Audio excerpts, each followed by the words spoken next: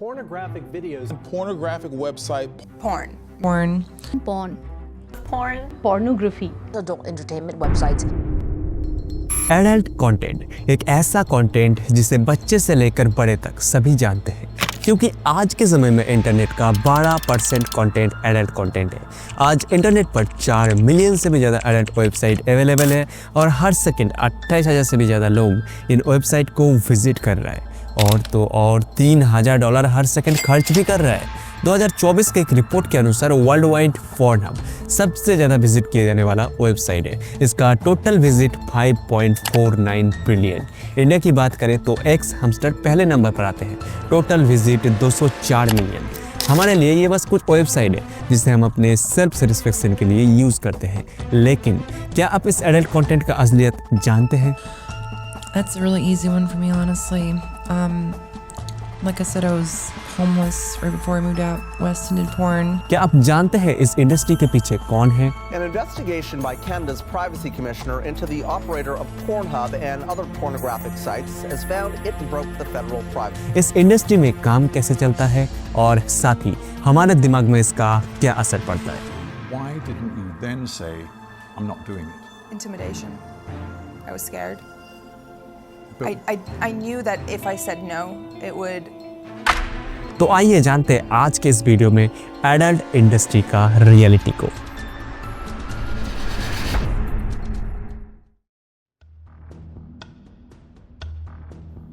Porn का जन्म आज से 30,000 साल पहले ही हो चुका था। बस उस टाइम पर इंटरनेट नहीं था, इसलिए किताब के जरिए इसे दिखाया जाता था।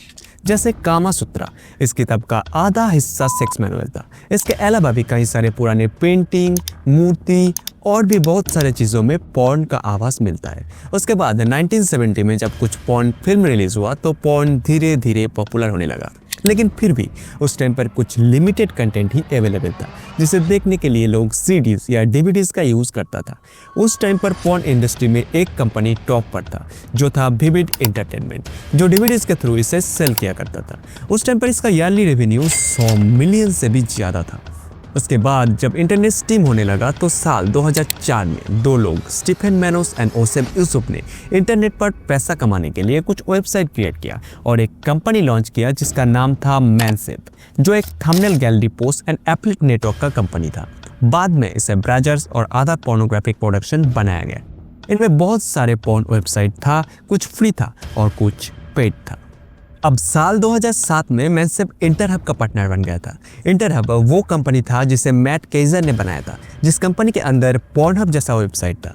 शुरुआत में यह कंपनी सही चल रहा था, लेकिन कुछ समय बाद इस कंपनी में बहुत सारे टेक्निकल इश्यूज आने लगे और जो फ्री वेबसाइट था जैसे रेड ट्यूब, यूफोन, इनमें बहुत सारे कॉपीराइट प्रॉब्लम आने लगे और इन तीनों ने भी अब इन सब चीज़ों से बाहर निकलना चाहते थे। इसी के कारण Stephen Manos, Osama Yousuf and Matt Kezar ने इन सारे वेबसाइट को सेल कर दिया और इसे खरीदा फेबियन थेलमैन ने।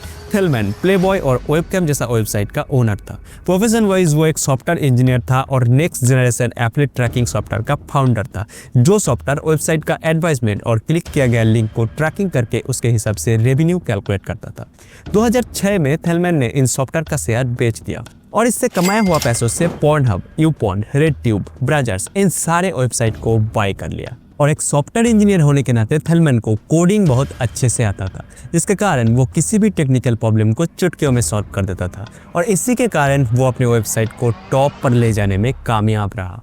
और अब जब ये दोनों कंपनी उसके हाथ लगे तो 2010 में थेलमैन ने मैनसेप और इंटरहब को कंबाइन कर दिया और एक कंपनी बनाया जिसका नाम था मैनविन। बाद में इसका ही नाम चेंज करके माइंडगीक कर दिया गया। मतलब अब जितने भी एडल्ट वेबसाइट है उन सब का एक ही ओनर है, फेबियन थेलमैन।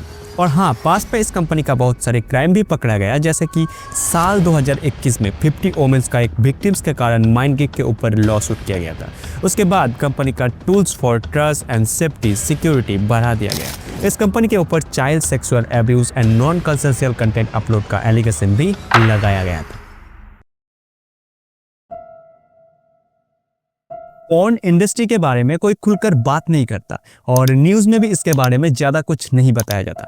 हमें बस कुछ फाइनल मिनट का कंटेंट देखने को मिलता है, इसलिए किसी को इस इंडस्ट्री के बारे में ज़्यादा कुछ नहीं पता। लेकिन ये आज तक का सबसे घटिया इंडस्ट्री है। West and did porn. and doing a whole lot of drugs, and I got really fucked up one night, and I was at a club, and I don't really remember the circumstances that led up to this, but I had an actual gangbang. इमली Willie एक American porn actress जिसका 25 साल की उम्र में death हो गया, और इसके डेथ के पीछे का कारण है ड्रग ओवरडोज। अगस्त एम सोशल मीडिया ब्लैकलिस्ट के कारण सुसाइड किया। सोफिया लियन जिसका डेथ 26 साल की उम्र में हुआ, और ये सिर्फ एक या दो नहीं, ऐसे ही हजारों पॉर्न स्टार अपनी जान गंवा चुके हैं। पॉर्न इंडस्ट्री, नाम से ही पता चलता है ये इंडस्ट्री कितना घिनौने होने वाला है।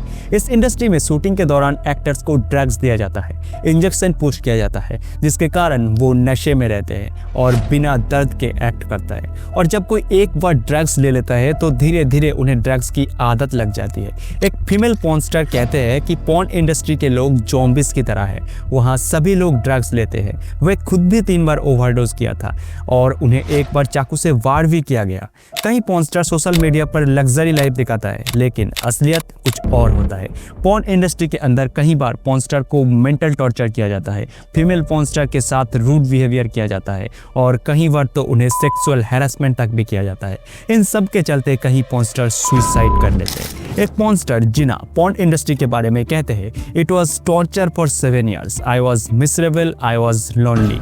I eventually turned to drugs and alcohol and attempt suicide. I knew I went out, but I didn't know how to get out. और बात यहाँ खत्म नहीं होता। कई बार फीमेल पॉर्न स्टार को पीरियड के समय भी अपने ऑर्गन पर स्पॉन्ज लगाकर एक्ट करवाया जाता है, मानो इन एक्टर्स को सेक्स टॉय की तरह यूज किया जाता है। और तो और इस इंडस्ट्री में बच्चे तक भी इन्वॉल्व है। पॉर्नहब में बच्चे का सेक्सुअल इमेज एंड वीडियोस उनके पेरेंट्स को बिना पूछे अपलोड किया जाता है, और जब बच्चे का पेरेंट्स उसे रिमूव करने के लिए बोलते तो पॉर्नहब उसके ऊपर कोई एक्शन नहीं लेता। इसी के कारण पॉर्नहब के ऊपर लॉसूट किया गया था। But CBS News has learned more than 30 women are now suing Pornhub's parent company, MindGeek. They accuse it of exploiting them for profit, hosting and promoting graphic videos of rape, revenge, even child porn, all in an effort to drive up revenue. लेकिन इतना सब कुछ होने के बाद भी porn industry में हर साल इतना न्यू मॉडल्स क्यों आ रहा है? वेल, इसका सबसे बड़ा रीज़न है fastest growth and easy money. और इस इंडस्ट्री में फाइनेंशियल सपोर्ट भी भर भर के मिलता है। और अभी तो OnlyFans जैसा प्लेटफॉर्म ने इन मॉडल्स का काम और भी आसान कर दिया। लेकिन हर कोई इधर अपने मर्जी से नहीं आते। कुछ लोगों को ट्रिक करके ज़बरदस्ती बुलाया जाता है, यानी उन्हें इस काम के बारे में बताया नहीं जाता। उन्हें बताया जाता है कि ये वीडियो कहीं पर भी अपलोड नहीं होगा, बट ऐसा नहीं होता था। उन वीडियोस को अपलोड कर दिया जाता था। कुछ वीडियोस को तो बार बार अपलोड किया जाता था, और वो लोग इन वीडियोस से मिलियंस ऑफ डॉलर जनरेट करता था। एक porn website girls do porn के ओनर मिचेल प्रैट को इसी काम के लिए पकड़ा गया, क्योंकि ये ऑनलाइन क्लोथिंग मॉडलिंग के थ्रू गर्ल्स को हायर करते थे। पॉर्नहब, इस वेबसाइट ने कई बार नॉन कॉन्सेंशुअल कंटेंट को भी अपलोड किया।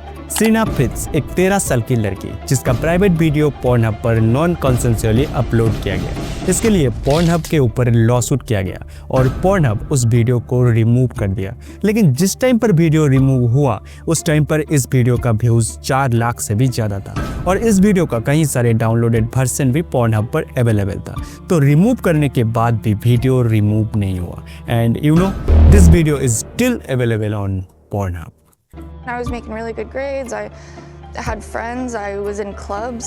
I thought I was set up really nicely at the college I was at. Video got sent to me, and immediately I knew it was me. I mean, my face, my outfit, immediately. That's good. My heart dropped into my stomach.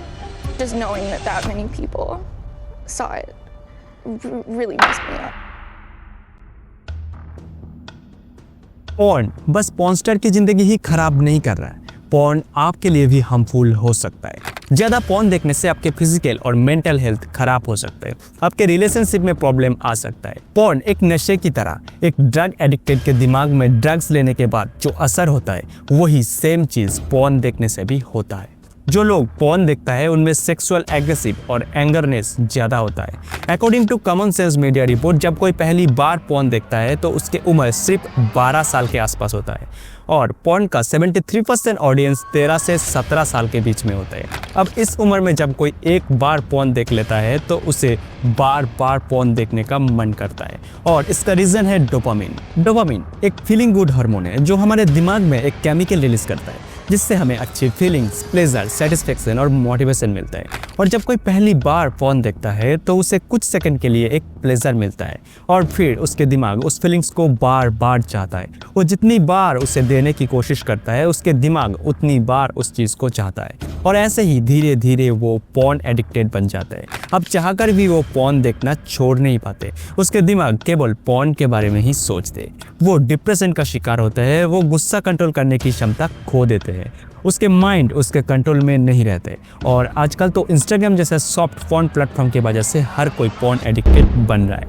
और आपको पता है जो porn addiction का शिकार होता है वही धीरे धीरे एक रेपिस्ट बन जाता है। इस आर्टिकल को देखिए, एक रेप क्राइसिस सेंटर में 100 सर्वाइवर वोमेन को अपने रेपिस्ट के बारे में पूछा गया। उनमें से 28 लड़कियां कहते हैं कि उनके रेप के समय पोर्न का इस्तेमाल किया गया। इससे ये साबित होता है कि जो पोर्न एडिक्शन का शिकार होता है वही धीरे धीरे एक रेपिस्ट बन जाते हैं। लेकिन अब सवाल यह है कि इस एडिक्शन से छुटकारा कैसे मिलेगा? इसके लिए सबसे पहले आपको अपने दिमाग को कंट्रोल में लाना होगा। अपने डिवाइस से सारे पोर्न को डिलीट करना होगा और इंस्टाग्राम जैसे सॉफ्ट फोन प्लेटफॉर्म को अवॉइड करना होगा और अपने डिवाइस में कड़ी सिक्योरिटी लगाना होगा। इस पोर्न देखने की हैबिट को किसी और हैबिट के साथ जोड़ना होगा। अपने लोनलीनेस, स्ट्रेस, इन सब को अवॉइड करना होगा। इसके लिए आप एक्सरसाइज, गेम या फिर कुछ और चीज़ों का सहारा ले सकते हो। और अगर आप एक पेरेंट्स हो तो अपने बच्चे का डिवाइस खुद कंट्रोल करो और अपने बच्चे के साथ सेक्स और पोर्नोग्राफी को लेकर ऑनेस्टली बात करो ताकि वो सही या गलत चीज़ों को समझ सके।